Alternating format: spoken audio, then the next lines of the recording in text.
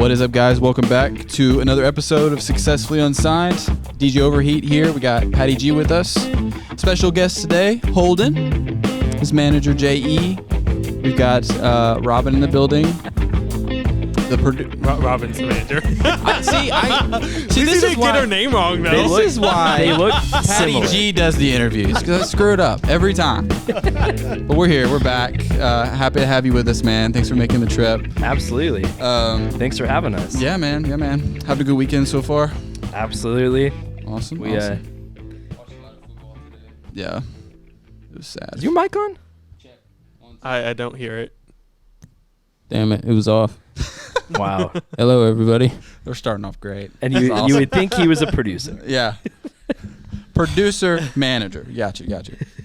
Yeah, it was rough, especially if you're a Titans fan today. It's no I'm a good. Bears fan, man. Yeah. It's worse. See the Dolphins score 70 today? 70. That was crazy. Insane. It was, Anyways, man, happy to have you on. Like I said, we've been in talks for a while. Finally got you over here. I guess we'll start off. Just tell us about yourself, your roots. Yeah, absolutely. My name's Holden. I grew up in Utah, a little city called Heber City. Hebrew City? Heber. Are you Mormon? Were you Mormon? Okay. I was Okay. baptized. Okay. Yeah. I almost Can you tell by my tattoos? Oh, no. I don't know. It's just Mormon for life. This whole segment's just him explaining his tattoos. But yeah, no, I was. Okay. I was, but then. Like you said Utah, and I'm sorry, just automatically when I hear Utah, I'm like, oh, I wonder if they were Mormon. I was at the gas station the other day, and this guy had a Park City shirt on, and I just complimented. I was like, hey, I'm like 15 minutes away from there.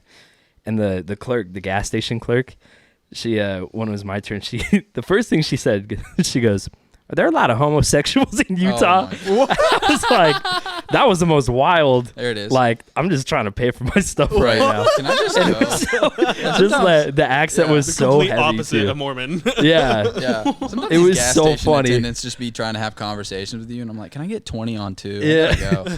And I had somebody on FaceTime, and then she could hear that.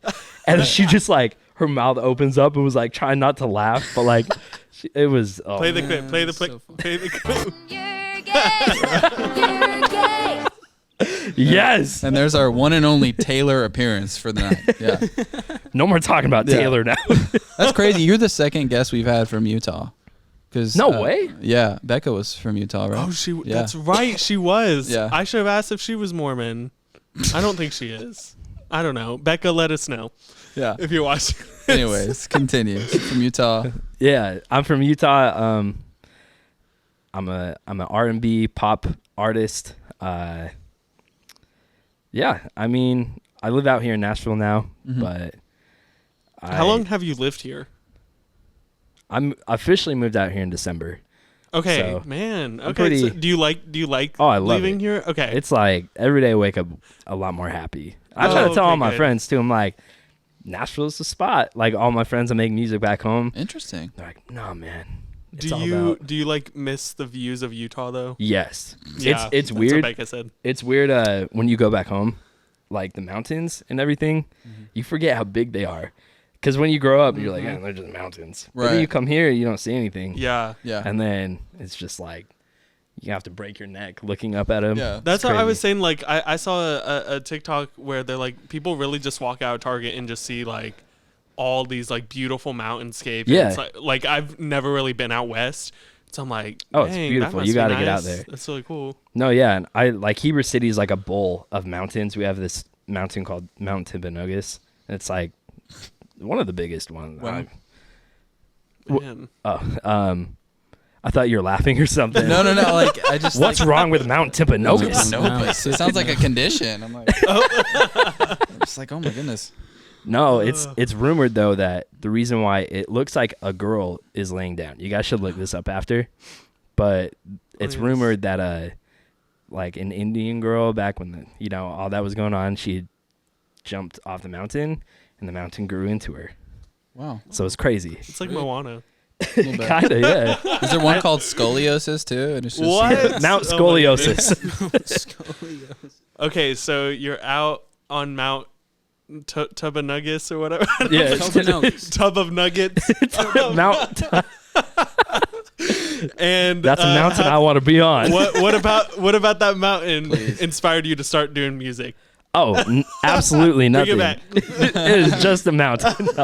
No, it's really pretty though. I will say when I go back there, I get very creative, and it's a hometown, so like I get sparks of creativity. Something about being back, yeah. Yeah, I built like a whole studio in the house I'm in, and it's I had to put up like the drywall and stuff. I felt like a man. I was like putting up drywall. Yes.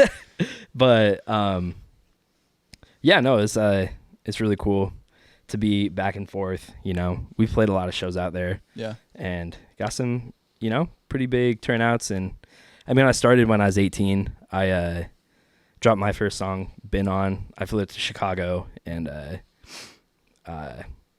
recorded with this guy named Chris. He was an engineer and everything, but I'd met Chris through another guy at Taylor Bennett's concert, Chance the Rapper's brother, and was in contact. And he's like, you should come out to Chicago, record. And so I went out there and did my first song. And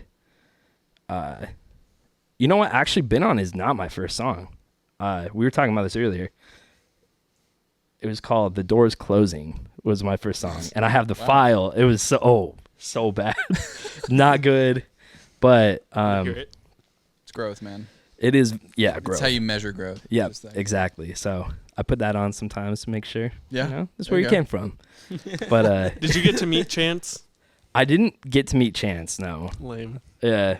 I would have liked to though. Yeah. I was a very big him. Chance the Rapper fan. I still am. Yeah. But yeah, no, his brother Taylor, he makes really cool music, and just that whole Chicago scene out there is cool.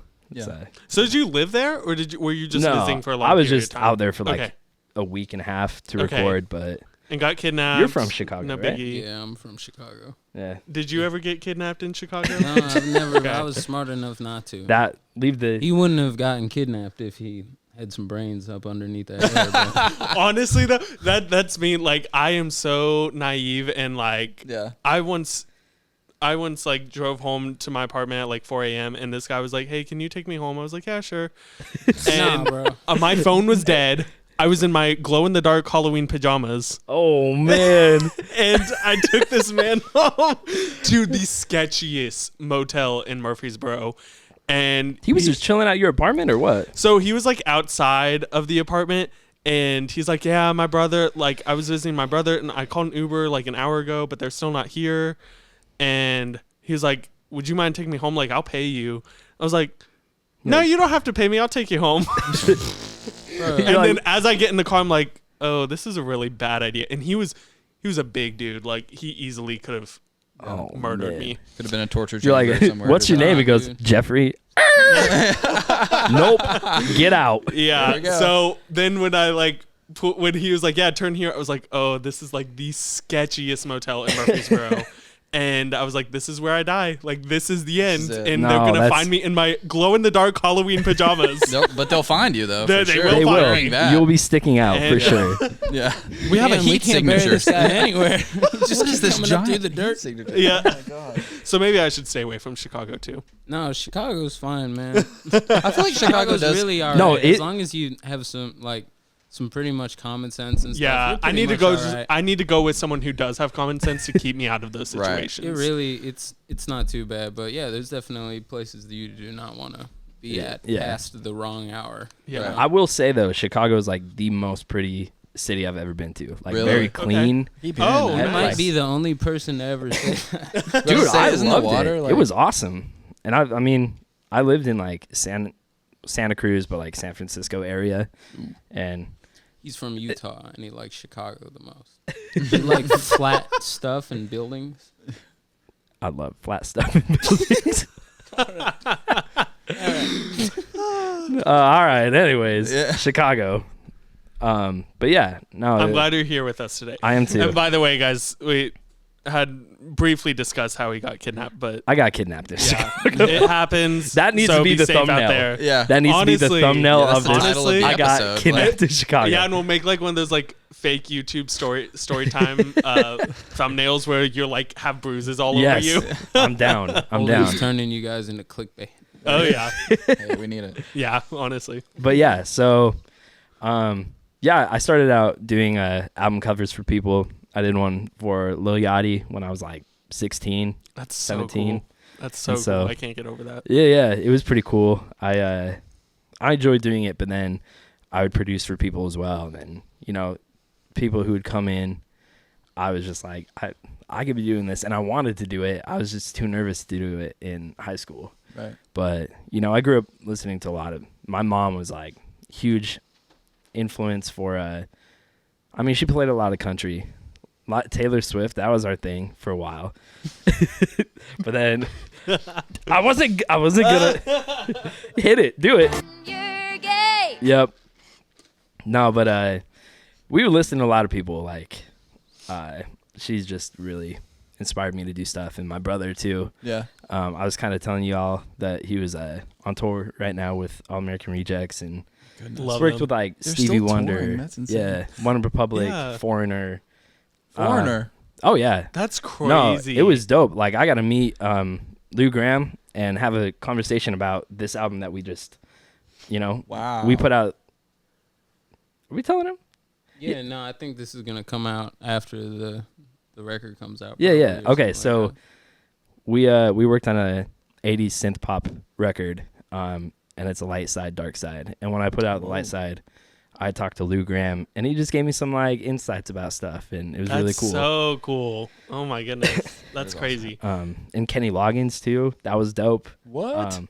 So yeah, my brother's hooked it up. He Wow. Yeah, your brother does have that. He's over really there. yeah, he's a very talented kid, and he was doing this at like 13. Yeah, I was gonna That's ask if your wild. family was like influential to you and like Yeah. really helped you. They sound like really nice. I No, don't know, your they're. family I'm sounds so sweet. blessed to have those guys Yeah. because like anytime I lose, they just pick me back up. They're Yeah. like, "No, keep going." Yeah, That's you so know, important. That's so- that's like a common denominator of every guest we've had on. Like their family. almost every guess. Yeah, almost every guest. Yeah. No, it was cool too because like even when I put out like my stuff when I was first, you know, writing music, my mom would be like, "This is good." Yeah. Heck yeah, keep going. And then Yeah. I remember I showed her this song called Been a While, and it's on an EP called Hourglass. And she like looked over at me. She's like, "Whoa!" Like I felt like maybe this isn't for her, but to me, Yeah. she was like, "You've got it." Yeah, And so they've always been so supportive and like, no matter what, you know, That's I'll be like, "Hey awesome. mom, can I borrow $20?" She'd be like, "Yeah, here you go." Here you go. and it's great that you have. Is it for so your many- album?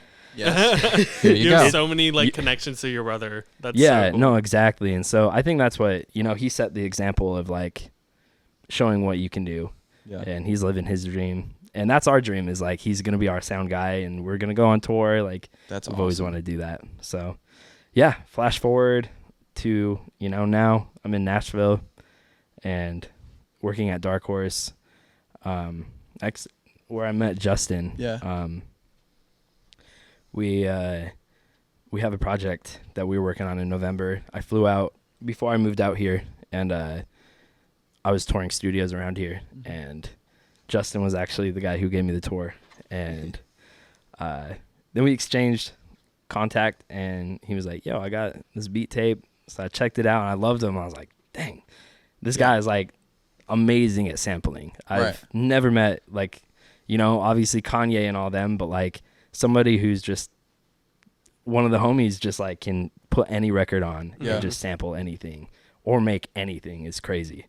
Yeah, So- I was telling you earlier, you're like the production value on your stuff sounds great. Yeah. Yeah. Sounds No, amazing. it's like Seriously. Justin. He gives me easy stuff to work with. He's a great artist. Yeah. And as producing for a little while, like I don't want to work with artists who don't really know who they are as a person. Right. But he knows what he's after, and he's got his sounds and everything, and so Right. it's just very easy for me to like help him go that extra step on some stuff. But he doesn't take enough credit. Like a lot of the stuff that he puts and that he gives to me is what ends up coming out, and we Right. just reframe it and do a lot of stuff. But yeah, I met him in November, and I convinced him to fly out here to do a record with a rapper named Tonka, and they had never met before, but they trusted me, I guess, enough, or themselves enough to like just jump off the cliff, so to speak. And we spent the whole month locked up in the lodge at Dark Horse Recording, making an album called Cheers, which is essentially The Hangover, but told through rap and R&B. Okay. So Okay. it was a month of partying, basically, and getting to the studio and having a little sip of champagne and seeing what comes out. Yeah, making some funny songs. It really felt great like record. very in character. Like you walk into the studio and like I would wear some funny outfits too. Like my bowling shirt, I would wear this like really mustard bowling shirt. Like that's kind of like my Cheers outfit I like to wear. Okay. And yeah, no, it's been super fun. And we got Mello. He's vocal producing all this stuff. Yeah. And Mello's crazy. can hear anything. Like I met Mello because I've been working at Dark Horse for like 2.5 years, and Mello had always been he'd been there when I started, and we didn't kick it too much because basically like I was just doing different music than kind of what he was interested in, and when I started, like I've been making beats for about a year and some change now. When I started doing that, our kind of musical lines became parallel, and it became natural for us to link up and start doing some stuff. And when we were doing Cheers, he was just always around on the days that we were in the studio, giving us little tidbits and stuff. And he just has a great ear for amazing, diction and how to say stuff vocally. Yeah. And as I'm doing mostly musical production, a lot of that stuff can fly over my head because I'm making sure that the other stuff sounds good. He knows how to talk to the artist. all day. Know, like as far as that goes. The four of us, me, myself, Tonka, and Holden and Mello really have been taking over the studio over there and been making a lot of different records together in a lot of different styles and just exploring all sorts of music and working with other people. And we got a really cool little thing going on. Yeah. Dude, that's awesome. No, it's a family for sure, and it feels good to be a part of it because like all the people in my hometown, like who make music and everything, like really good friends and everything. And like I mean, I have my band, that's my family too, but like being in the studio and creating, it's like these guys have brought insane things out of me. So yeah, I mean that's what you need, like that spark sometimes, you know, to have somebody else to kind of, like you said, just bring something else out. It's awesome. So you mentioned like doing live shows in Utah a lot. So do you try and do a lot of live shows? Do you find that you get a lot of people in, or are you still kind of working on finding your audience here in Nashville? we're definitely finding our audience here in Nashville. We got a little following in Utah, and you know, we got the same homies or like just fans that will show up, and I see them reoccurring, so it's really cool. But yeah, no, we played in April at the Woolworth Theater, downtown Nashville, and that was our first show here. And we didn't have like a lot of people, but like it was really cool to just be like, hey, we played that show. And then, you know, manager Robin over there, she's putting in the work to really get us there. So you know, she shout out to Robin. Robin. Thanks, Brandy. Brandy. Yeah, I butchered. Say Brandy. Told me her name. I forgot it 2 minutes later. That's what you get when I'm hosting. That's what you get. I mean, hey. Speaking of, we're going to take a quick break. When we come back, I want to kind of ask you about your style and kind of get into that a little bit. So we're going to take a quick break. We'll be right back. Awesome.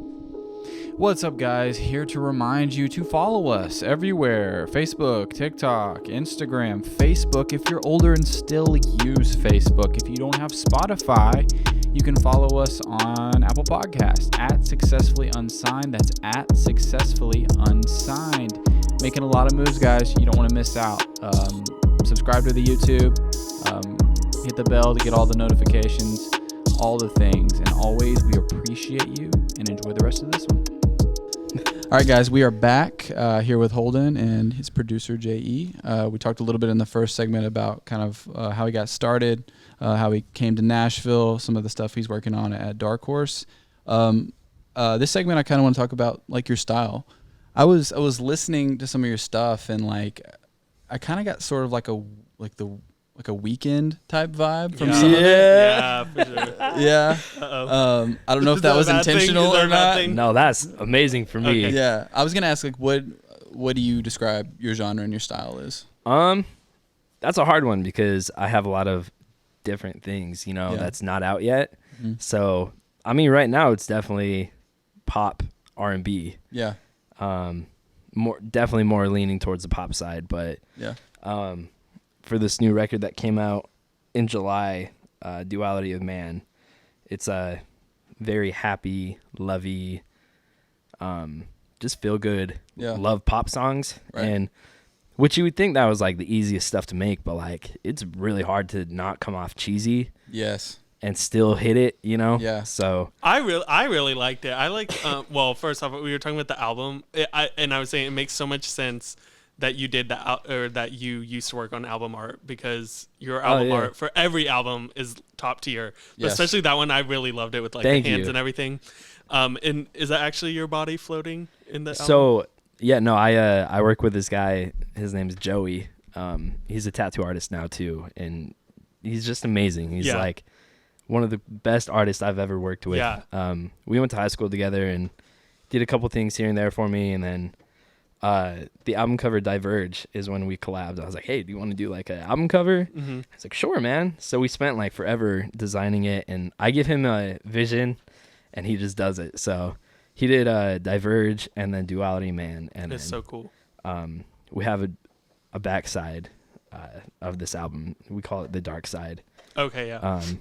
I'm sorry. 1 second. My dog is going to town on this bone. Just hear it in the background. Get that from Chase, bro. Good doggy. Mello always calls him Chase. And he actually started responding to him. I was like, no, you're not Chase. He's looking over here, bro. He's like, Chase? He's like, That's you me? say my name? Sorry, continue. No, yeah, to kind of give you a little rundown of this album, it's a lot to go into it, so I'll make Please. it quick. But I had my brother and my live guitarist, Benny. We were in my studio, and I was like, I want to make a, what do you call those? Concept album. Yeah, concept album. And we were talking about that, and so we started kind of coming up with cool names. I had the name Utopia as one. And then Travis Scott comes out like, I don't know, maybe a year later, he's like, Utopia. I was like, oh, man, I can't do that. Shoot. Bro, Travis is always stealing my thunder. Dude, Utopia. He knows. Utopia. Timpanogacia. Yeah. Do it in a different language. No, but then it went to the album being called Reflections. Okay. And I decided not to use that one because that's lame and boring. Like, Reflections. Have you heard the album Reflections? Whoa. Sounds like an 80s synthwave. Right. I mean, ambient record. Let's all go to Joshua Tree and listen to Reflections. It's like, Reflections by Hans someone. yeah, something Hans. but yeah, so it's all about the 7 deadly sins, right? Okay. So this first Very part cool. that we put out, instead of this is obviously the light, happy side. So it's the opposite of the 7 deadly sins. So instead of lust, it's love. Yeah. Goes on, and you can hear it. Once, especially this dark side's out, you'll hear the transparency. Mhm. And I was watching a lot of Quentin Tarantino movies, Mm. and I decided to start the album off as the ending, and all ties in together. So I love that. there's a poem Oh, that's that so cool. I've had a couple of people that are like, "What's the guy saying in the beginning?" I'm like, "Just wait, You'll know. Yeah. you'll know." Okay, so sorry, I sometimes am not very smart. So is Duality of Man, that's the light side, and then you're coming out with the dark side, or is there like you're coming out with the light side and then a dark side, and Duality of Man's something completely separate? Or you can't say. It's no, I can say it's just hard to explain. They're both Duality of Man. It's Right. one album, Right. but there's a second side to it. So it'll Okay. still be called Duality of Man. Okay. But we'll probably put like Dark Side or 7 Deadly Gotcha, Sins or gotcha. something like that. Okay. Gotcha. So Very cool. it's a 16-track album, but Ooh. split into 2. Nice. So the first, Am I missing something? Because I was listening to Duality of Man earlier. yeah. Right. So that The one, first- the light So we side's got out. the next, Okay, We okay. got the next 8 We tracks. have, we I just told you, finished up. It takes me a minute. No, Sometimes to process it. I was You're all like, good. am I dumb? No. Apparently. We just finished up The Dark Side last night. So, Okay. Submitted them to congrats. masters yeah. last night. So it was a very happy night last night. Okay, well, I'm very awesome. well. I love concept albums. I think a lot of people do, but I'm very excited about that because I really did like it. Not just the album art, but I really liked. I have all like your liked song or my liked songs of your songs. Oh, over here. awesome! I'm excited to hear it. I really Let's talk about liked Close to Edge. Okay, Yeah, that's good. With Mersada. Mersada, yeah. Okay, I want to Oh, hear more yeah. about that, and then also Heroin, which I think a lot of people seem to like based Yeah. on your page. Yes, that was definitely a good one. Yeah. Yeah, no, they were super fun, and like I said, it was really hard to not come across cheesy. I didn't think But it did, but I don't that's know. I great. also do like cheesy stuff. So I mean, I maybe feel it like did. we put in a lot of work to make it not Yeah. very Yeah, that's like. where Mello comes in. Yeah. Myself come in. No, the best. My We have favorite to just story sit of there. Mello is we're taking the album cover of Heroin. Yeah, it was Heroin, and I have this like. I went to, I think it was like PacSun or something, and they were doing like these like buy two get one free. So I got this sweater, and I was like, this would actually be pretty sick. I wouldn't just wear this, but it would be sick for like a photo shoot, Yeah. you know? So he showed me before. Mello's He was like, around what the do you corner. think Mello's gonna think about this? And I just like walked away. I was like, oh shoot. bro. Yeah, and I was What'd you like, do? well, that's one no. Yeah. And then I come around the Let's get corner, roasted. and Mello's looking down at the camera and just looks up and goes, hell no, go take that shit off right now.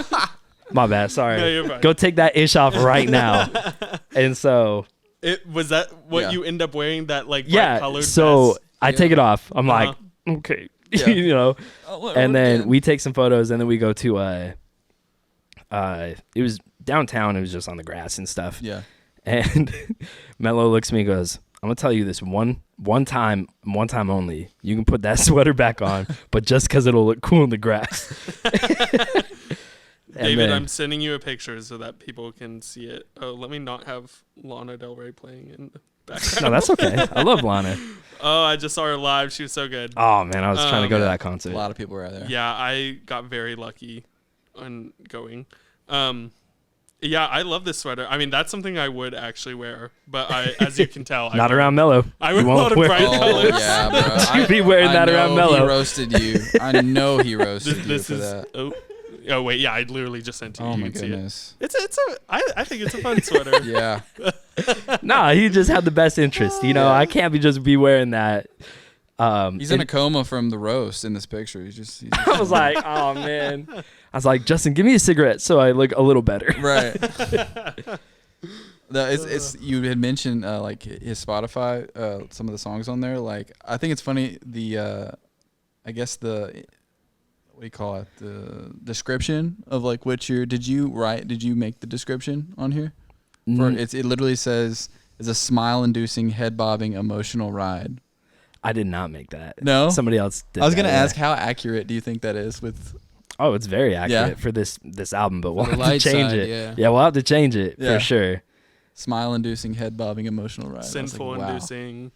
Yeah, Depression. that's the next one. Depression. Depression. Yeah, for Nah, Yeah. it's still a Therapy really inducing. groovy record. Yeah. Yeah. The Dark Side. When Holden gave me the songs to work on, there was some stuff that still sounded a little bit like the light side, and so part of what we did was try to Filter that out. not filter it out, but just like make it kind of closer to what his vision was, Right. with it being dark, and so we changed a lot of the instrumentation, but it's just a groovy dark record, man. Right. It's it's really bass heavy. Like Yeah. we did a lot of experiments with bass and bass synthesizers and stuff, and If you play it backward, will like summon demons or anything? no, No, but it does have the poem.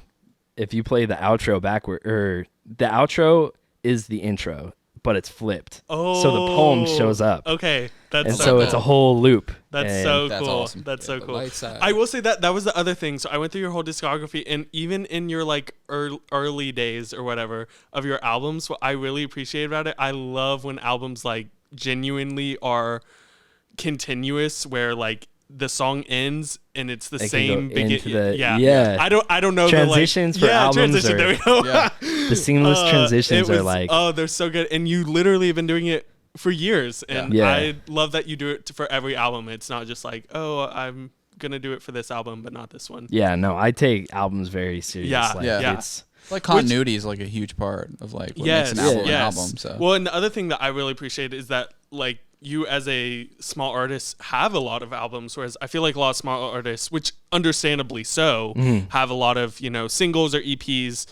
Obviously, streaming has changed the music industry so much, but it's still cool that you're like, no, I want to like put out albums. Yeah, So, no, absolutely. Like, it's very important to me to, yeah. you know, tell a story instead of just being like, oh, here's a single. Yeah, there you go. Yeah. You know, sometimes we have to do that, and that's just how it goes.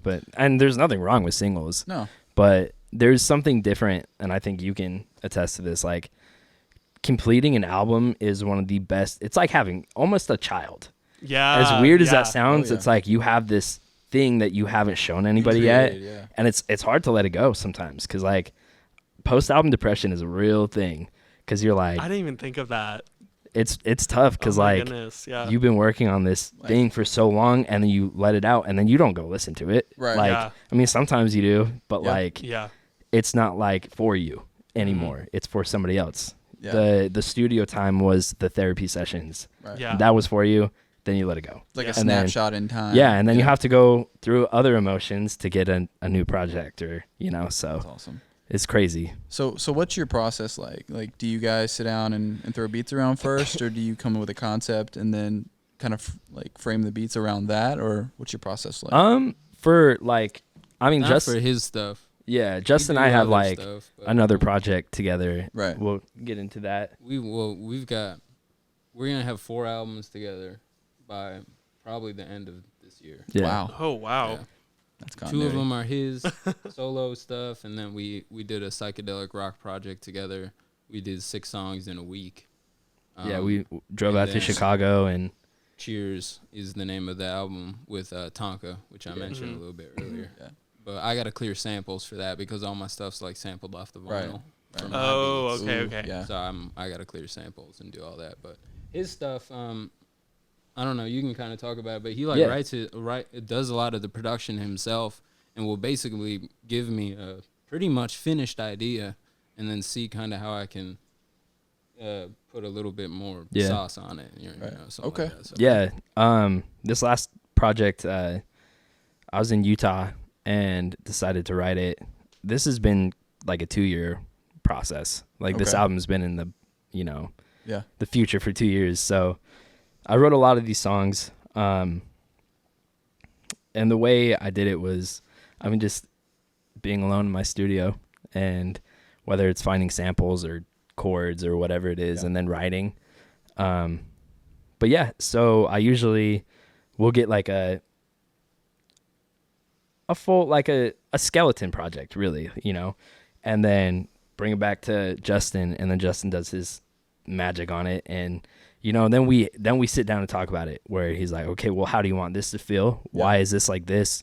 How can we like keep it as traditional as you want, but change it as well? So it's really important for me to like understand what he's trying to do, and because like not sometimes the songs don't leave you with the intended emotion, and so I'm always trying to figure out what he wants the listener to be left with, and then it becomes all right, what do we have to do with the song to get the listener to feel that way?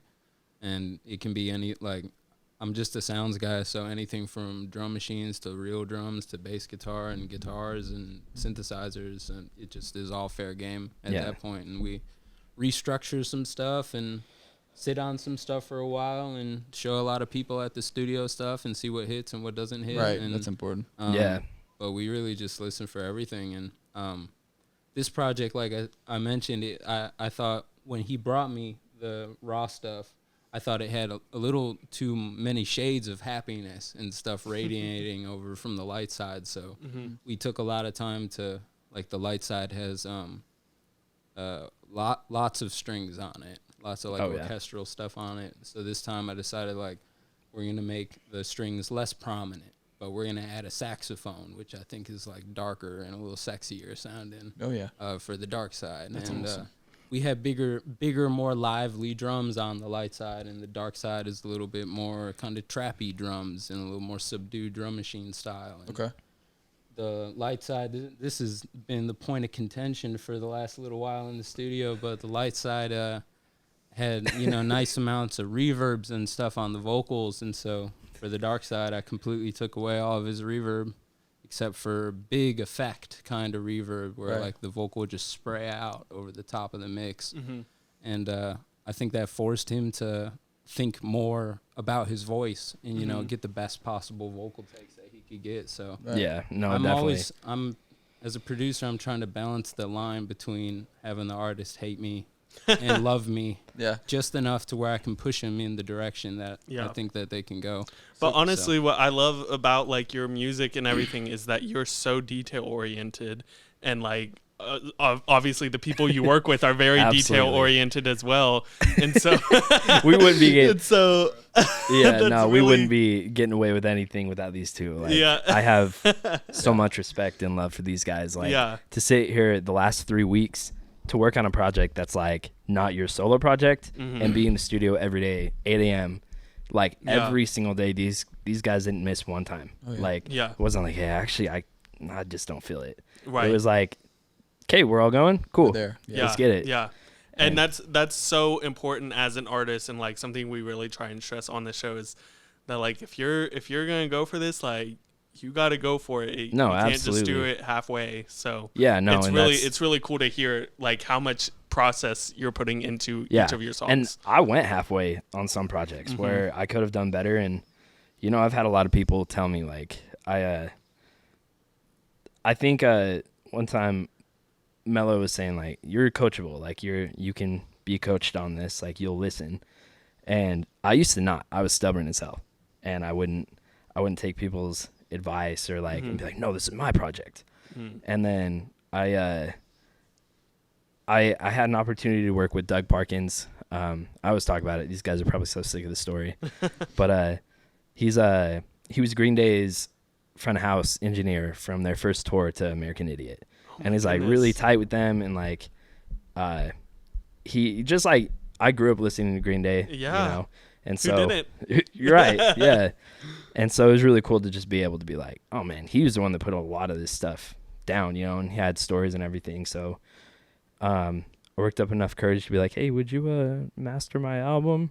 And he was like, sure.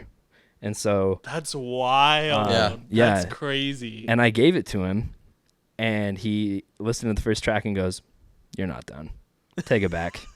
And it broke my heart because I was like, like I worked so hard on this. And he's like, no, where's the bass? There's no bass in here. And he like, he's right, and it hurts because exactly. Yep. And like, I'm not going to be like, oh, you don't know what you're talking about. Right. Because he does. And so having that, I don't know, person to be able to tell you like, hey, honesty, this isn't it, and it's been easier to, hear when I do a bad vocal take and I just hear from the control room, trash. I look over there and Mello's like, trash. Do it again. All right.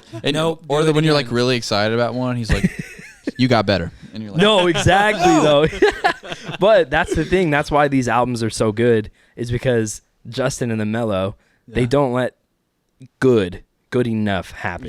It has to be perfect. Complacency. And is so easy, especially when you've been in the studio for long hours. No, exactly. I could not. It comes from not having an ego though, which is for real though. Thing about Holden and the rest of the people that we work with is like they're able to be told that they need to get worked on, and they acknowledge that other people can do the thing better than they can, and they're willing to give that over and to do that shit. And it's just great. We have a great, healthy relationship when it comes to making records and being like, homies and stuff. Straight up, like I was having a mental breakdown, and I get really emotional like during these times, like where the album's about to come out, because the whole depression and everything, it's not real depression, but you're like, well, what do I do now?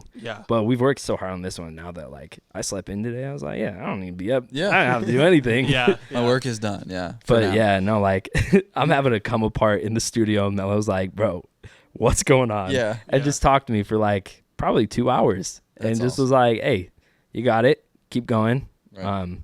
Something about this album too, like I'll never forget, like this feeling I could not get this harmony, and we had everybody in the room, and Hour and a half yeah, on one line. one little harmony. That's how it happens. We could not get it. Wow. I couldn't get it. Yeah. You know, and M.F.A being the best singer the world's seen, he's like, nah, you gotta. He's over there. No, He's stop. blushing. Oh. Nah, he's an amazing singer and amazing coach. And so we everyone's in the studio. There's like probably like 5 of us in there, and I can't get it. And I'm starting to get like frustrated. I'm like, I'm not gonna give it up. I'm not gonna, I need to just Never take a walk. gonna give it up. Yeah. Yeah, so I take a walk, come back in. I'm like, I'm gonna get it. Couldn't get it. And then I just take the headphones off. I go, Mello, I need help. Like, didn't know what to do, so I was just like put the headphones down, and everyone like looked at each other and just left. And Mello was like, all right, let's get it then. And then we probably spent 45 minutes just doing these exercises to get this certain muscle that I didn't know I could use in my voice, Yeah. to work. And he's like, all right, now record it. And it probably took me like 3 tries. Yeah. And then everybody's outside of the door listening. And I got it. And me and Mel were like, let's go. We're all It was like freaking out. Game 7 buzzer beater shot. We all ran in there. Like, Yeah. And everybody's just freaking out. Like, we Always, got it. dude. Because it was the last takes of the album, And normally we wouldn't make him work for an hour and a half straight. yeah. But there was nothing else to work on the album. It was That was the it. last thing that was needed it. to get Yeah. done. So it was like, And so, we have to do this. yeah. So everybody came in, and then it was just like, it felt like, we just won the championship. Yeah. And Yeah. that right there is like enough to keep going on music. Yeah. That's And an Right. amazing story. those moments are so fun. That is And, awesome. You don't forget those. Yeah. Well, I have a few more like artist development questions. We're gonna take one more break. We're gonna come back and do that, and then we'll do some show and yell, and then get you out of here, man. Cool. All right, be right back.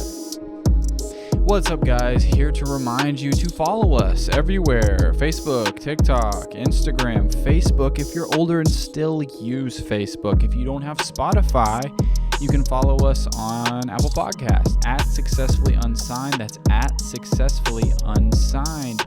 Making a lot of moves, guys. You don't want to miss out. Subscribe to the YouTube. Hit the bell to get all the notifications, all the things. And always, we appreciate you and enjoy the rest of this one. All right, guys. We're back for the last segment of the show. Holden is with us. Now that we've gassed Mello up, he is also on mic with us as well. Yeah. He tried to hide from us earlier, but he's here with us. So, like I mentioned in the last segment, I have a few questions just kind of about like how your artistry's like grown. Like how do you feel like, what is the area that you feel like you've grown the most in over time? Because I know you said you released your first song when you were 18. Yeah. So obviously that's a lot of time to learn a lot of things. What do you think the biggest lessons that you've learned from that? That's a good question. Honestly, one that's kind of overlooked, I'll start with, is taking critiques, taking people's advice and listening to what other people have to offer. And I mean, that's a smaller one in the sense of like how I've gotten better, but like a communication skill definitely is like, it helps. But performance wise, I mean, obviously vocally, I can hit higher notes. And do you take lessons, or do you just no? over time? And I need to. I'm gonna start here pretty soon. But I mean, Mello's been giving me a lot of the rundown and helping me out with understanding things, or because it's not. We were talking about it just a second ago, where there's certain parts of my voice that I've never trained before. I didn't even know you could use. You didn't know you had. Yeah, muscles are like, he's like telling me to do these things. I'm like, how are you doing that? Yeah. I don't know how you're getting that. And he's like, well, filled it. And like, larynx, bro. What? yeah, I'm like, okay. Diaphragm. That, and then production, and having the production tell just as much of a story as the lyrics, you know, because you get a lot of people who have very touching lyrics, and this is maybe just a personal thing to me, but like, I get bored because of the production. It's just the same loop and the drum pattern, and that's it. Yeah. So I think having breaks, or like different chord changes and just different sounds and all that stuff But storytelling, Yeah. and definitely writing. My writing's gotten so much better. Where do you feel like you've made the biggest jump with your writing? Just lyrically, or do you feel like conceptually with your albums? Honestly, both. Yeah. Lyrically, I feel like I've started to understand how to not come off cheesy or like take the easy way out. Instead of rhyming this and this, you rhyme this plus this near rhyme, and having a different take on that. But like outside the box type yeah. And even listening to a lot of Lil Wayne, like his entendres or whatever they're called, like it's insane how he can tie things together. It's almost like a comedian where they do their bit, and then they bring that back into the ending. Like it's very that's a good analogy. Yeah. And you end it off like that. So it's honestly too, it's helped me write better was watching movies. I didn't watch a lot of movies, and then I started watching, and then I would go online and try to find scripts to see like how close they were. And they're pretty close, but like I don't know, have you ever watched like the script writing where like the actors will go read the scripts? No. They're cool. Yeah, I really like them. Yeah. That's interesting. What was that? Table reads. Yeah. Table reads. Yeah. What's your favorite movie? Oh, One of your favorite movies. oh man, that one's tough. Broad question. Yeah. I mean, anything by Quentin Tarantino, I love. Okay. I love Kill Bill. Like I was gonna say, Kill Bill is probably like Django's one of my favorites. That's a good one. That's a really good one. Coach Carter is one of my favorites. That's a good one too. I love that one. That it pumps me up every time. I couldn't tell you my favorite movie though. Do you have like a favorite genre? Are you into action? Rom-coms, Okay. No. No. Oh wait. I do love rom-coms. Like, yeah, me too. I'm okay with rom-coms. Okay. I do like those. But I do like TV shows a lot more. Okay. Yeah. Like Ted Lasso, that was one of my favorites. I've heard so many good So things good. about that. I have so many. Yeah, Ted Lasso's great, and Winning Time. You guys watch basketball? Yeah. No. You do? Have you seen Winning Time? I have not. It's about the Lakers dynasty, and I don't like the Lakers, but like, amazing. It was great. Okay. Yeah, I watched the Last Dance. Oh, on that Netflix. was great. It was incredible. Yeah. Like awesome. But so, kind of steering back into like sort of your, the growth in the writing. Like, do you kind of sit down with pen and paper, traditional style, or do you kind of like how do you let an idea sort of like marinate? Usually I'll come up with a concept of the song. A lot of the other times too, when I'm just trying to write a song, I'll usually come up with the chorus first. Yeah. And I'll be like, oh, this is what it'll be about. And then I can write a little verse about what the chorus is going to be, you know? So I can, double back on that. Right. But, I mean, there's definitely been times where like, actually one of my favorite songs I've ever made was called Amnesia, or is called Amnesia. And I don't know why, but I was walking the studio I used to be at. They didn't have a bathroom in the studio, but they had a bathroom outside you'd have to go to. Like a gas station? Huh? Like a gas station? Yeah, kind of. I mean, it was somebody's house. But I was recording in the back of a That's weird. 7-Eleven one time. Oh yeah. No, but I was walking out, and I just said to myself, like, what does amnesia mean? Like, what's the actual term, like, definition of amnesia? Yeah. And then I was walking upstairs, and I was like, amnesia, I need ya. And I was like, whoa, that's actually kind of cool. Yeah. And so I have like, that one on my liked list. yeah. So I good. I made sure, because I knew what amnesia meant, but like I didn't Yeah. know exact like to the definition. Yeah. And I was like, that is perfect. Like, You should have really committed to the bit and like had someone knock you out and give you amnesia. give me amnesia. Yeah. Method acting. For a song. You wake up, you're like, yeah, I've got it. I've It's got the it. entire song. Okay. Also, going back to your, sorry, David. Did you like grow up singing at all? Did you All the time. Okay. Like- Did you like sing in like choir or anything like Nah, that? I would No? just You sing all the sang. time by Okay. myself. And like, I was the best singer when I was younger. And then I hit puberty, and it just Yeah. left. Yeah. Yeah. I started cracking. I couldn't hit like the actual, like, it's so sad.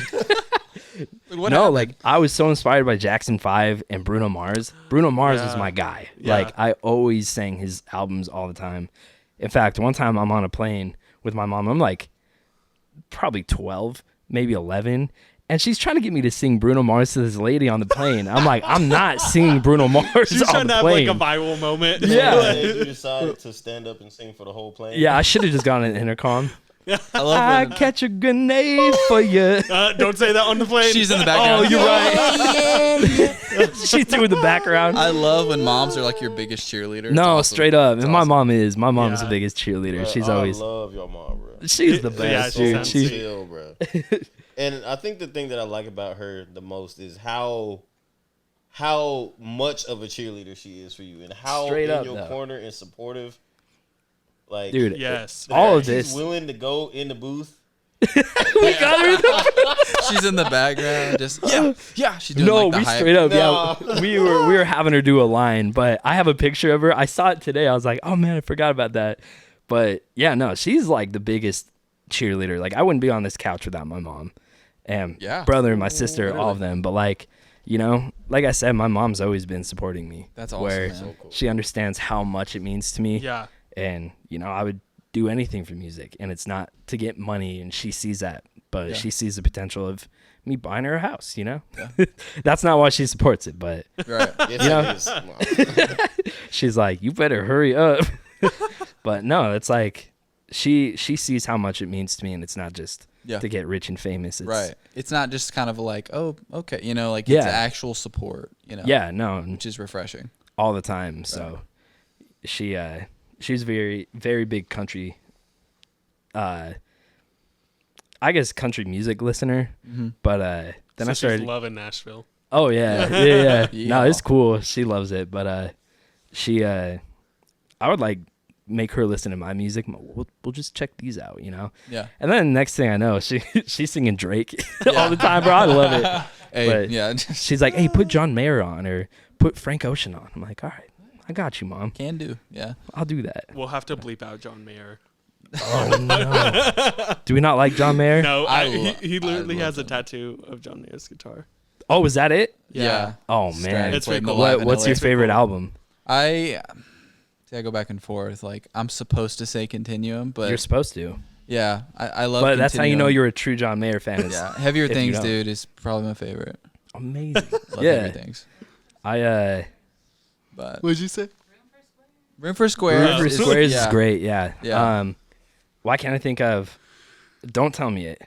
It's Paradise Valley. Paradise Valley. I love Paradise Valley. Really? That Okay. reminds me of being in Utah. Yeah. Like that's when I started to kind of Okay. get introduced into John Mayer, Yeah. and that was Interesting. like, During that album, he was like having surgery on his like vocal cords. Yeah. And so, or that one in like I think it was right after Born and Raised or right between the two. So Yeah. it's always been cool to me how he's able to kind of like genre hop. yeah, and sort and he of, does like, it so do it good. all. Like, and I don't know if y'all know, but he produced some of the drums on Jack Harlow's Nail Tech, I believe. I did not know that. It was Nail Tech or maybe the one joint with the Country Road, Lil Nas X. He you produced the serious? drums, yeah. And See? I was like, that's so dope. He's just always doing stuff. right. And so I have a lot of respect for that guy. He Hey, knows. bro, Thank you.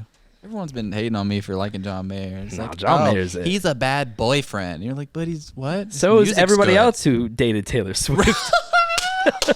Do it. Hit the button. Here we go. Here we go. His day, bro. Just made his day. Y'all the best Dude, friends, though. rip to Travis Kelsey. I love it. Poor guy. He's going to lose his Oh yeah, career. he's gonna. Yeah. Well, never. So sort of transitioning. So we've talked about kind of things in your past that you think that you've like grown from. What about like where do you see yourself going with this? Like where do you see this train going? Grammys. I would say definitely touring, Yeah. The bigger picture is stadium tours. That's what I want. Yeah. That's what we've always wanted. And just continuing making albums that actually mean something. Yeah. And Do you think you'll have any problems like with having that drive, continuing to have that drive to probably not. keep no. making stuff? I mean, maybe when I'm Burnout, like I guess. 60 and have kids, Right. but like Having a Start kid having at kids 60 at years old. 60. I will have my first child at 60 years old. That's when I can retire. No, but like, I don't think I'll ever lose the drive or not be inspired by something. Right. But art's always been a very big thing in my life. Growing up I would do a lot of spray paint art and drawing, painting, all that stuff. And That's so cool. That's so cool. I loved doing stuff like that. But, music was the one that was like the final boss, I had to like conquer that one. Yeah. But It's a long final stage, bro. yeah, for real. I mean, it's like the level you never want to pass because it's so fun. Right. But I would like to like get into writing books and stuff. Yeah. I think it'd be really cool to do like a book with the album or like even directing. Oh, that's such a cool idea. Yeah, and that's what I kind of did with this album. I wrote a whole script. It's back in Utah, but like I wrote a story about it, like about these two characters, 7 Deadly Sins. Like I wrote a whole thing about it, and it stuck pretty well. Yeah. But I would love to, I guess that's where I see it going too is, writing books and just continue writing. That's awesome. To be honest with you, bro, I don't know if I've told you this, but I might have told you this. He's like, but I hate this album. Trash. No, The sweater is so. I don't know if I told you this, but that's true. Yeah. That sweater bro, sucks. that sweater was crazy, bro.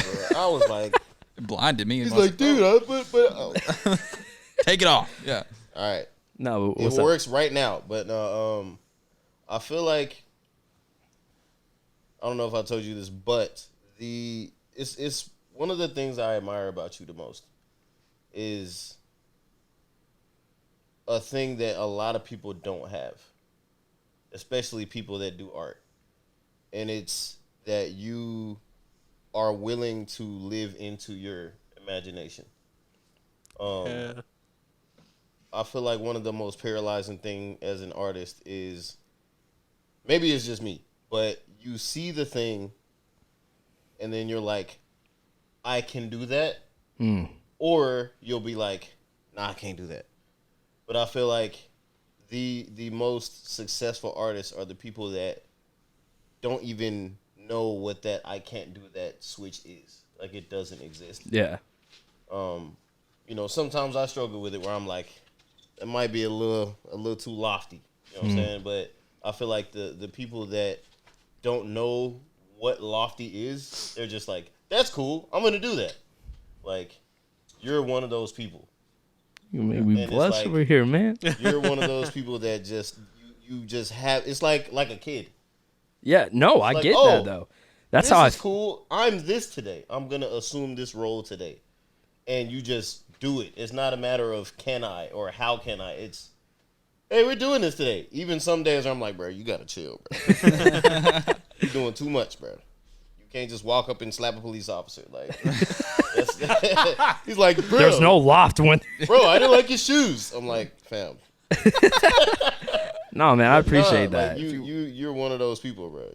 And you're not afraid to imagine. And you're not afraid to create. And you're not afraid to realize your limitations and figure out how to surpass those also. And I think that's probably one of the things that's the most admirable about you and like inspiring to me personally. And I feel like everybody that you surround yourself with has pieces of you in them, but also pieces of you that you wish were in yourself. Yeah, absolutely, yeah. And that is one of the pieces that I am growing in myself is the ability to just think and imagine and create like a child, and you have that. Thank you, man. Yeah. I appreciate you for saying that because it's something I actually like was thinking about the other day. Like, when y'all were kids and everything was so much more colorful, Yeah. and it's just gone. Like I'm always trying to chase that color. Yeah. If that makes sense. That's It why sounds. you got that sweater. It's why I got the sweater. No, but it means a lot because, like, that's the goal is to never grow up in a way, And I've had a lot of talks with Hayden, my brother. He's like, our career is very selfish, and until you make it, you're not making it, And he's like, but that's the fun part is like having an excuse not to be grown up and go to work. Yeah. But work is you're producing and artistry and everything. So I appreciate you saying that, man. Yeah. Well, and it really shines through. I mean, obviously, like, we just met you like a couple hours ago, and even through your music, like, it shines through. Like, what he's saying, I'm like, yeah, I agree with that. And I was like, oh wait, I don't even know him, but like I can see it just in the little bit that we've talked to you. Even on that burnout question, you were just like, it was basically like, what is what is burnout? Yeah. You know, like that's not even, it's like he was saying, it's not even an option. Like it's not even something you're even thinking about. And that drive is just so critical. Like, and I think it has to do a lot with playing basketball when I was younger. Yeah. Like, I found a work ethic when I was younger, and like I was the first one in the gym and the last one out every single day. Yeah. And like kids would be not showing up to practice, and I'd be in there. Like my mom, I would have to like go home maybe at like 8:00. We'd get out at 2:30, have practice, and I could not leave the gym until I hit 20 free throws in a row. And if I missed one, I'd have to start over. And there's times where my mom would come pick me up at like 8, and she's like, "Dinner's made, but it's cold. We'll heat it up for you." But you know. Like I was so dedicated to it, and it just, after all of like the heartbreak and everything that went on in high school basketball, it just bled over to music, where I was like, nah, I've worked harder than this, you know, like you know, so the drive doesn't. Our new motto is gonna be more like Holden. Forget professional advice from unprofessionals. I almost forgot. Hold on to your dreams or something. Yeah. Hold on to your dreams. We'll get the bank dude to record it for us for every episode. That'd be perfect. That was another thing. Y'all were talking earlier about the moment where everybody, when you couldn't get that harmony, and everybody just was like, all right, I guess they about to start shooting free throws, and they just left. Like, everybody just left the whole room and we just stayed in there. And there was a couple times when you were like, you know what? Nah, bro. I got to leave. I'm going to take a break. I got to walk for a second. I got to do it. And you did it. And I ain't going to lie. There was a couple times I was like, he's not coming back. He's just going to come back in and just be like, you know what, guys? We're going to call it for the night. But you didn't. You just came back in. You were like, all right, let's get this, bro. Come on. Let's do it. It was not in my mind to be like, right. I can't do it. Especially when that's the last thing, too. So and it sounded so pretty, too, because we were coming up with harmonies, and he did it. And I was like, what was that, Mello? What was that? And he's like, oh, you just got to do these things with your voice. You got to work this muscle. I'm like, how? Trying to do it. And I expected you to come back in and be like, nah, we gonna call it. But you did not give up. Like, I thought about it when I went home, and I felt a little bit bad, just on some, like, sensei regret type shit. Excuse my language. I just was like, maybe I pushed him too hard kind of thing. But you never gave off the energy to me that I pushed you too hard. You were just like, nah, I got to get it. Let's get it. Every piece of instruction, you tried it. When we started doing the thing where I made you over-exercise the muscle. Yeah. So that you could fall back into singing. And it felt easy because you had pressed so hard. Exactly. Yeah. And it was like a big bro moment. Like, he just, like, sat me down and was like, okay, this is what you're going to do. And he just coached me through the whole thing. And, like, I was freaking out. I was like, I'm not going to get this. But I appreciate you for trusting me with that.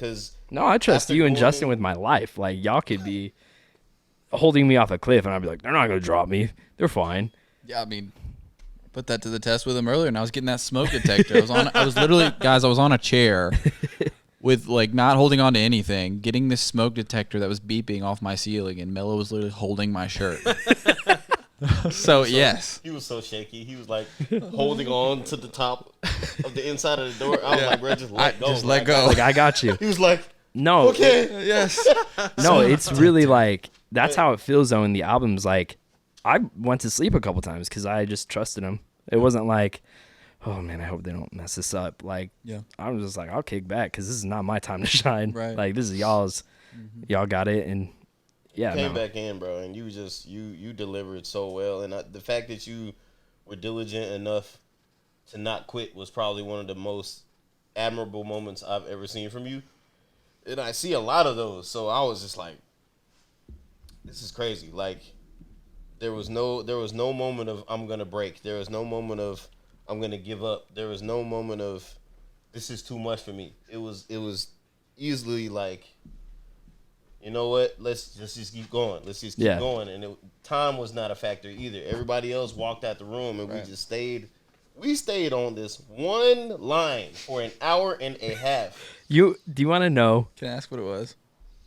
It was I can't take my eyes off of you, but it was a harmony. It was a harmony that it was like a harmony that was half it was half mixed voice, half falsetto. Oh, yeah. It was tough. But then there was also like there was like a chest resonant whisper thing. Yeah. And he had never whisper sung before. It was like if he didn't give himself enough air, his voice would just drop out. Okay. But it would drop out right under loud as hell. Right. I'm just like, bro, you've never sung quietly before in your life. And so I had to train him how to pull back on the air without losing the tone. Okay. And without letting the unsteadiness cause unnecessary vibrato, that kind of thing. Okay. And once I trained him how to do those songs where people hold notes for mad long, like I was realizing he was running out of breath really fast. So I was like, all right, I got to train him and his voice how to hold this really soft note for a long time.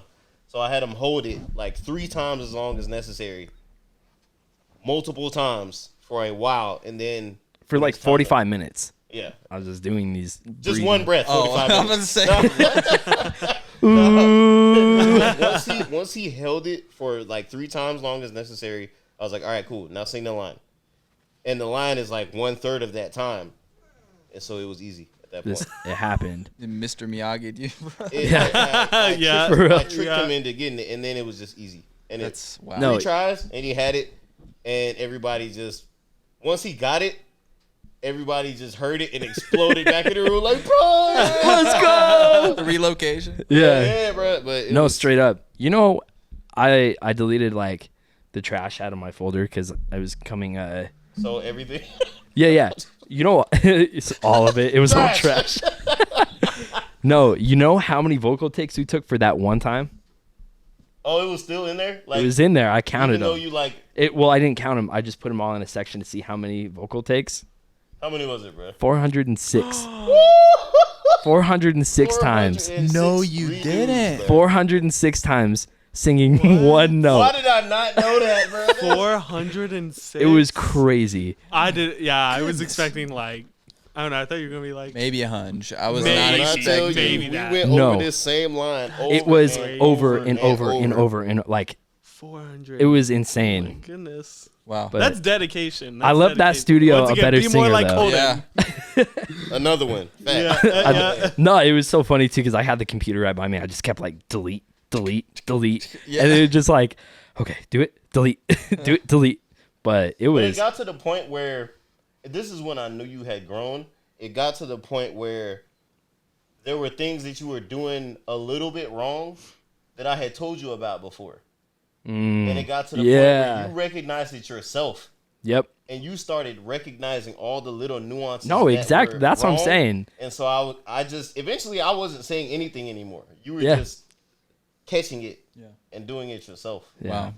You'll be a great father when you're 60 because you have the patience of a saint. Oh my gosh, 406 Oh takes. my. That's crazy. It was That's insane. it was a night, so it felt good to get that, and Yeah. it sucked because just after one little 45-minute exercise, I got in 3 takes. I was like, oh man. That's how it goes, dude. That's how it But goes. it was worth it, bro. 'Cause Yeah. that song, every time those harmonies hit, I'm just like, It's so good. Yeah. Like Yeah.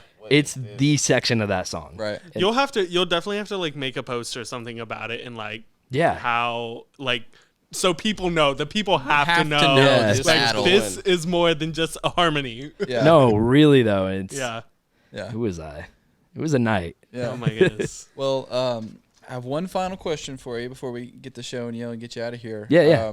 I always try and ask my artists doing these interviews because this show is kind of catered toward young artists who are starting up and trying to find that motivation, to find that drive. What advice would you have for someone who maybe has a song they want to share, or, has started up and just kind of needs that extra little juice? Yeah, I mean, I dropped my first song, wasn't that good, and it had 32,000 streams overnight on SoundCloud. It's that's crazy. Finding the right circle to support you, and some people don't have that. Yes, but huge. Until you have that, rely on yourself. Like, that is all you. It sounds so cheesy, It's just like, oh, believe in yourself, but it really is like. You just have to know that, like, you're destined to do more than what you think you're doing. Yeah. You know what I mean? Like, whether it's 406 vocal takes or, you're the best singer in the world, but you don't have the emotion behind it. Like, there's a lot of flaws that artists will bash themselves with. Yeah. And, just put the song out. Just do it. Just do it. It's one of the hardest things is putting your first 3 songs out, because it has to be perfect. Second, you're scared of what people are going to think. And then third, you're like, people aren't going to just blow up, Yeah. So, I mean, obviously it takes a lot more than overnight, where people are like, oh, they blew up overnight. Yeah. But nobody really blows up overnight. They have the connections or networking too. That is one of the biggest things ever. Yep. I've heard, like, from Luke Graham, he gave me a piece of advice that came straight from John Lennon, in which he was like, that's pretty special for you. And I was like, yeah. He was telling me the story about how he was in New York recording an album, and long story short, John Lennon came in and gave him advice, and he gave it to me. So he's like, this came from John Lennon, so keep this and run with it. I was like, all right. And it's always stuck in the back of my head, and it's really cool. But it's all about the connections and networking, and the industry people aren't always out to get you, especially in Nashville. That's what I've noticed. Like, everybody here in Nashville is here to work with you, not against you. Right. Like, living in California, it was a little different. Obviously, LA's cutthroat for sure, which there are very talented people who are in LA and that don't have time for you. But until you can get their attention get their attention, and then that's when they'll have time. Yeah. But, it's not about handouts or anything, and it's just working and sleepless nights where, you're in the studio. We had one of those nights the other night. We stayed up for like 24 hours just in the studio. Wow. Going over stuff, and I will never give that up, because it was one of the best memories of my life. And it's not just to make the song, it's about making the memories with it. Yeah. And being like, oh, we stayed in the studio all night. That was so fun. The and crash out was crazy. You need to, honestly, I'm being serious. Like, you need to make a documentary for your next album. I would love I that. think that'd be so cool, just because the stories that you're saying, like, it sounds like just such a good, fun environment that it would, like, make a great, even if it was a short film of some sort. Like, yeah, we definitely really have some good footage for this one too. Okay, good. I'm glad that you did get some of that. And even like you were saying, how you want to do a book with an album, I think a movie with the album would be so cool. I would love a movie. Melanie with Martinez did it. It'd be so cool. But yeah, no, it's basically, to the people who are starting out, just rise and grind. Yeah, it's as simple as that. But like, no, it's just like the gym. You know, you go to the gym, you don't see progress the first day, but months later you're gonna see it. And you're like, wow. Yeah. So it's all about the dedication, and just like, once it's not fun to you anymore, then figure another way around that. Right. But I love it. That's hard. I love it. All right, guys, we are going to end the show with some show and yell. Holden. All right. Let's do it. You don't have to yell. A lot of people get confused. You don't have to yell the entire time. Just yell the item. Yeah, just be like, My first Green Day ticket. Ooh. Yes. Turn the page. So, this is actually my first concert ticket ever. Wow. My What sister. a great first concert. Oh, yeah. Right? No, it was awesome. It was so cool. fun. Yeah. My sister she took me to this. And I wanted to, kind of talk about that. Because it's very special to me. My sister passed away about 2 years ago, 2021. So sorry. Nah, it's day by day, but Yeah. she's one of the biggest influences in my life, where music, she would lock me in like the laundry room and make me learn the whole Bye Bye Bye dance by Instinct. She was the best. Like, she's That's amazing. bye bye bye.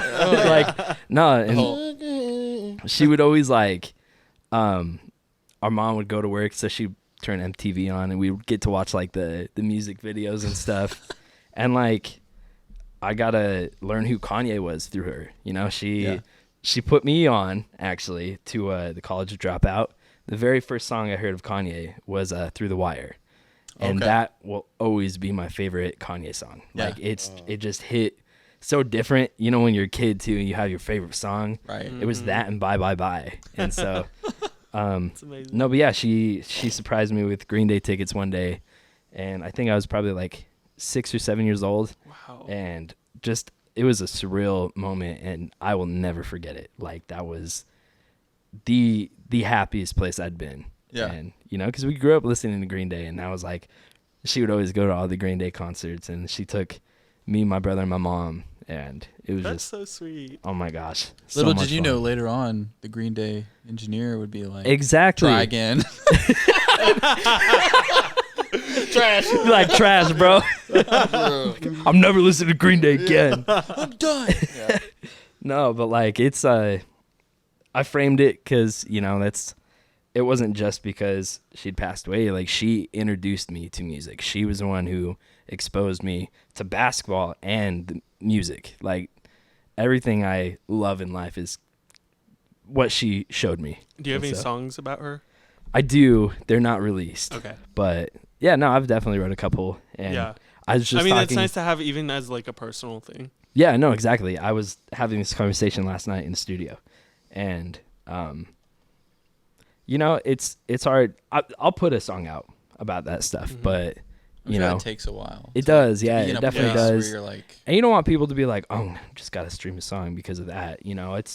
It'll be later down the road, and Yeah. I have a lot of yeah, stuff to talk about in that Yeah. way, and Yeah. it'll be maybe that'll be a lot inspired by the next album or whatever it is. Yeah. But you take inspiration as it comes, and through all my music right now, she's there with it. So Yeah. if it's yeah, dude, Here, can you turn it toward the camera? Oh, yeah. One more time. it's framed. It's all pretty. That's Love that. amazing. It's a little That's also, faded. when did you frame it? Just recently? Maybe like over a year ago. That's wild. That I Yeah. mean, it's in pretty. It's like, decent yeah, you can kind of see condition. the Green Day worn out, Yeah, but like, it's pretty decent condition for like how long you've had it.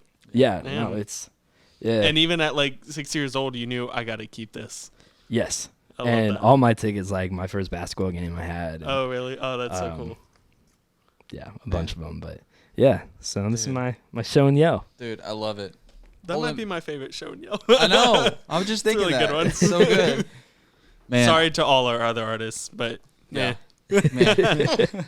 Even some of yours, you're just like, Okay, well, all mine are like dumb. here's Domo. Here's a Spice Yeah. Girls backpack. Yeah. No, I love it. Spice Girls back. Oh, Yeah. lit the the first song, the one. Spice That's Girls. lit. That was the Because first one. oh, Bro, I it's thought so you was good. about to dog the Spice Girls. We was going. Oh, Yeah, I agree. we were with you. brawling by. The mics are just going everywhere. No. Well, Holden, man, it's been a genuine this has been awesome. Like, Yeah. it's No, just- no, I appreciate you I've guys so loved much. This interview so much. You've provided a lot of insight for me personally too. Yeah. I've learned a You lot. really here. need to get yourself together. I do. Thank you, Patrick. Thank you. Be more like Holden. That's what Right. I'm saying. So, man, tell us, tell everyone where they can find you. Plug all the things. Yes, you can find me on Spotify, Apple Music under H.L.D.N. Go stream this new album. You'll love the story behind it. 2-parter. When does the second part come out? Are you allowed to say? Manager? October 13th. You got Friday the that? 13th, baby. Oh yes, that's Yes. perfect date. Oh, okay. Very But- exciting. Yeah, no, I I will be appreciate listening. you guys having us. Yeah. No, dude, it was And awesome. all love to you guys. And thank you, Mello. Thank you, Robin. Thank you, J.E., for coming on, guys. It was awesome. We'll see you next time. Go follow. Bye.